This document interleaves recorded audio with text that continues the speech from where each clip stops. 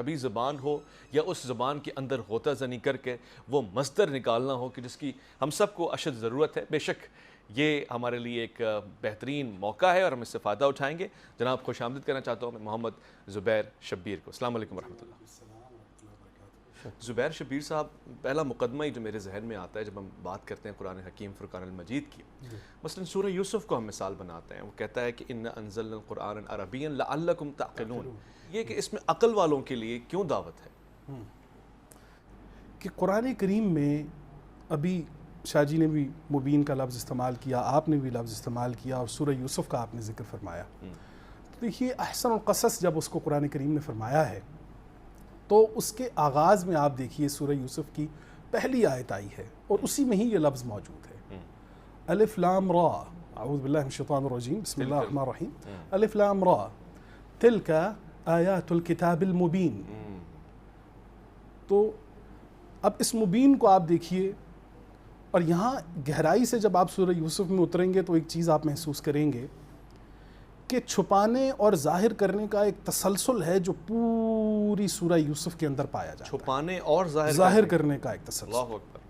اس تبیان، اس مبین کے لفظ کے اندر جو راز ہے قرآن کریم ہی کا یہ خاصہ ہے کہ وہ ایک لفظ کے اندر پوری سورت کو پرو کے رکھ دیتا ہے. اب آپ دیکھیے الف لام را تلک آیات الکتاب المبین. کتاب المبین، مبین تبیان سے ہے جو مبینہ طور پر کوئی شے جو ہے جب وہ واضح ہوتی ہے، دکھائی دیتی ہے. تو اب آپ دیکھیے کہ چھپانے اور ظاہر کرنے کا تسلسل شروع کہاں سے ہوتا ہے. مختصراً میں آپ کو بتاتا ہوں. خواب دیکھتے ہیں حضرت یوسف علیہ السلام، جی بات کرتے ہیں اپنے والد سے، فرماتے ہیں کہ یہ بات اپنے بھائیوں سے نہیں کرنی. اب یہ چھپانے کا پہلا پہلو شروع ہوا ہے. واہ واہ واہ. یہ بات آپ نے اپنے بھائیوں سے نہیں کرنی. یعنی ظاہر کرتے ہیں، جی. حکم آتا ہے چھپا کے رکھو. حکم یہ رکھا گیا کہ آپ اس بات کو اپنے بھائیوں سے مت کیجیے، اس کو چھپا لیجیے. کسی بھی طریقے سے قرآن بھی بتا رہا ہے کہ ان بھائیوں پر یہ ظاہر ہو گیا، اور ظاہر ہونے کے بعد بھائیوں نے اب دو آپشنز آئے ان کے پاس کہ یا یوسف علیہ السلام کو قتل کر دیا جائے یا کسی کنویں میں ڈال دیا جائے. پھر یوسف کو چھپا دیا. تو انہوں نے حضرت یوسف کو کنویں میں چھپا دیا. اب آپ دیکھیے وہاں سے ایک قافلہ آ گیا جو ان کو نکالنے کے لیے آ رہا ہے. اب وہ قافلہ نکال رہا ہے تو قافلے والے کیا کہہ رہے ہیں کہ ہم ان کو بضاعہ بنائیں گے، اپنے سامان میں چھپا کر، اثر کا ورڈ آیا وہاں پر کہ اپنے سامان میں چھپا کر لے کر جائیں گے حضرت یوسف کو. اب جب وہ حضرت یوسف علیہ السلام کو چھپا کر لے کر بازار گئے ہیں مصر کے، اور وہاں وہ ملک اور پھر ان کی بیوی وہ دونوں آئے ہیں، انہوں نے خریدا ہے اور وہ ان کے محل میں گئے ہیں اور وہاں ان کی تربیت پرورش ہوئی. اب وہ خاتون جو زلیخا ہے وہ دروازے بند کر رہی ہیں اپنے عزائم چھپانے کے لیے. اپنی نیت وہاں اغلقت الابواب کا لفظ آیا ہے. آپ دیکھیے کہ وہاں پر دروازے بند کیے جا رہے ہیں اپنے عزائم کو، اپنی نیت کو چھپانے کے لیے، اور وہ بھی ظاہر ہوئے ہیں. اب آگے چلیے، پتہ چلا ہے شہر کی خواتین کو کہ زلیخا نے ایک ان کی محبت میں گرفتار ہیں.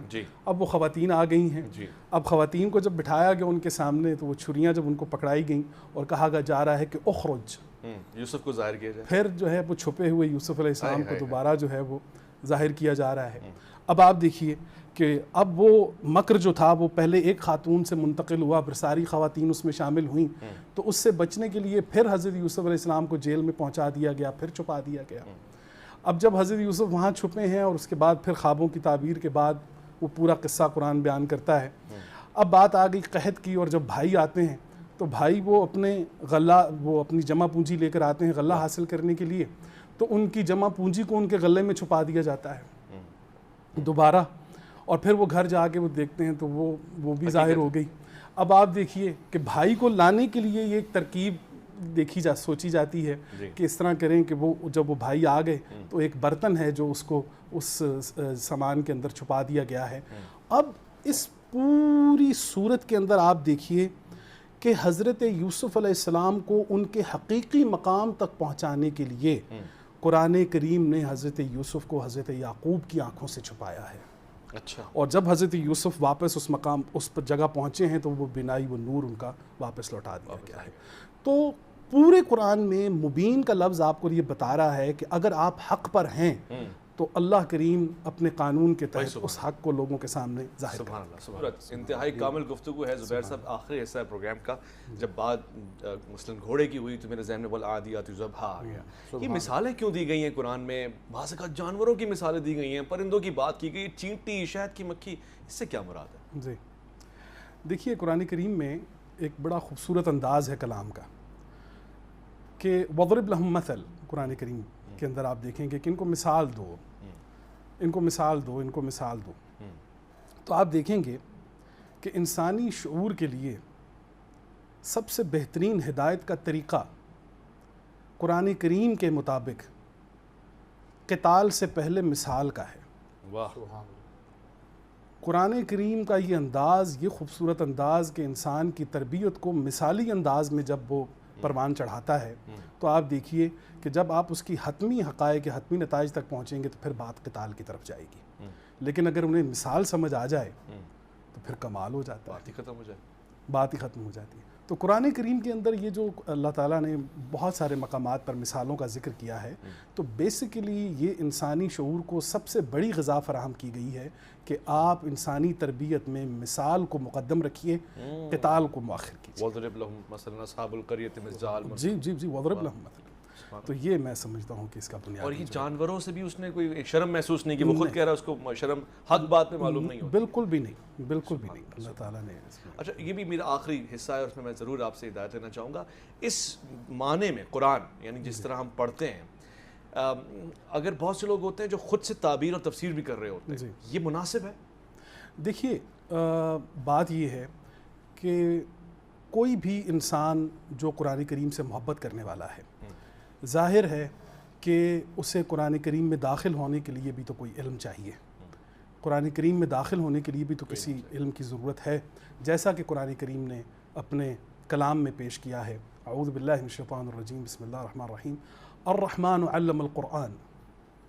اب آپ دیکھیے کہ الفاظ کے چناؤ میں بھی آپ دیکھیے کہ قرآن کا لفظ تیسرے مقام پر ہے، علم دوسرے مقام پر ہے، رحمان پہلے مقام پر ہے۔ واہ واہ واہ واہ، ماشاء اللہ۔ یہاں پر آپ تدریج ان الفاظ کا انتخاب دیکھیں گے تو آپ کو پتہ چلے گا کہ الرحمن، اب رحم کے مادے پر الرحمن ہے، پھر کبھی انشاءاللہ ہماری بات ہوگی رحیم اور رحمان کے درمیان کیا فرق ہے، لیکن فی الحال ہم اس کو یوں ہی لیتے ہیں کہ جس انسان کے اندر، اس کے قلب میں رحم کی صفت موجود نہیں ہے، وہ کبھی بھی علم کا سفر نہیں کر سکتا، اور جو انسان رحم کی صفت سے استفادہ کرتا ہوا علم میں داخل ہو اور علم اور رحم سے استفادہ کرتا ہوا قرآن اس کا منتظر ہے۔ واہ واہ، سبحان اللہ۔